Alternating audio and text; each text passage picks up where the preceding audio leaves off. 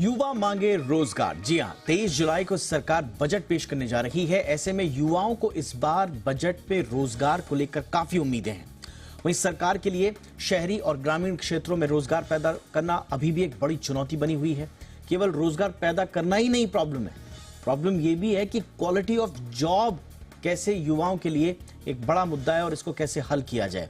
हमने देखा और जी बिजनेस पर हमने शो भी किया कि आईआईटी से निकले हुए छात्र भी या तो अभी तक बैठे हुए हैं, ज्यादातर उनमें से 45% का जो डेटा आया है कुछ इंस्टीट्यूशंस का, और जिनको जॉब मिल भी गई है उनको बहुत कम सैलरी पैकेज मिल रहा है। और ये अगर आईआईटी में स्थिति है तो बाकी जगह क्या होगा ये हम आसानी से समझ सकते हैं। लेकिन ओवरऑल बिगर पर्सपेक्टिव में बात करेंगे कि क्या क्या ऑप्शंस इस बार वित्त मंत्री निर्मला सीतारमण के पास होंगे। मेरे साथ खास मेहमान होंगे। मेरा नाम है दीपक डोभाल। मैं लौट रहा हूं इस छोटी सी रिपोर्ट के बाद।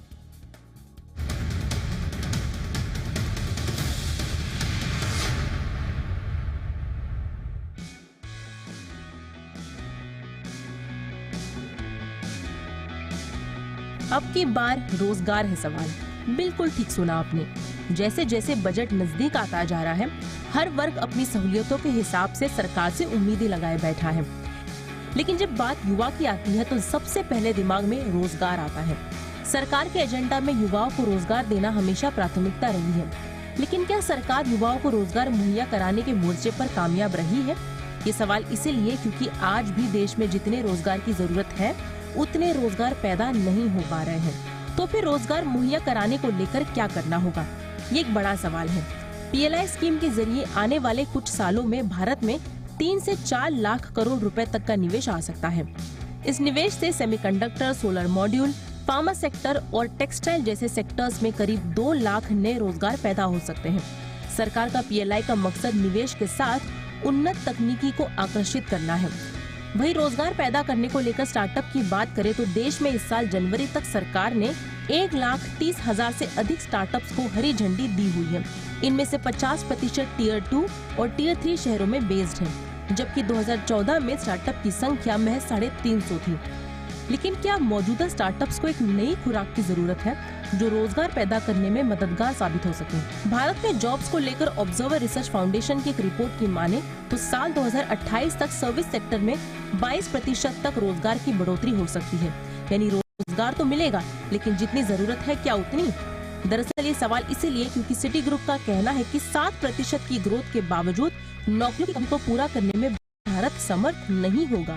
सिटी ग्रुप ने ये भी कहा कि भारत को अगले 10 साल में सालाना करीब 1 करोड़ 20 लाख नौकरियां पैदा करने की जरूरत होगी। सिटी ग्रुप की रिपोर्ट के मुताबिक 7% की ग्रोथ को आधार बनाए तो भारत हर साल केवल 80 से 90 लाख नौकरियां ही पैदा कर सकता है। यानी इन नौकरियों को पूरा करने में सरकार को और दम लगाना होगा। Centre for monitoring Indian economy यानी CMIE की माने तो पिछले साल अक्टूबर से दिसंबर के बीच 20 से 24 की एज ग्रुप में करीब 44% युवा बेरोजगार थे, जबकि 25 से 29 की एज ग्रुप में बेरोजगारी की दर 14% थी। देश में इस साल बेरोजगारी दर फरवरी में 8% के करीब थी, जो मार्च में घटकर 7.64% हो गई। लेकिन सरकार की ये कोशिशें नाकाफी हैं, यानी रोजगार के मोर्चे पर मामला अभी भी पटरी पर आता नहीं दिखाई देता।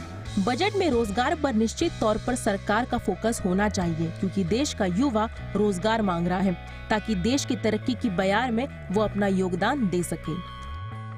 ब्यूरो रिपोर्ट, जी मीडिया।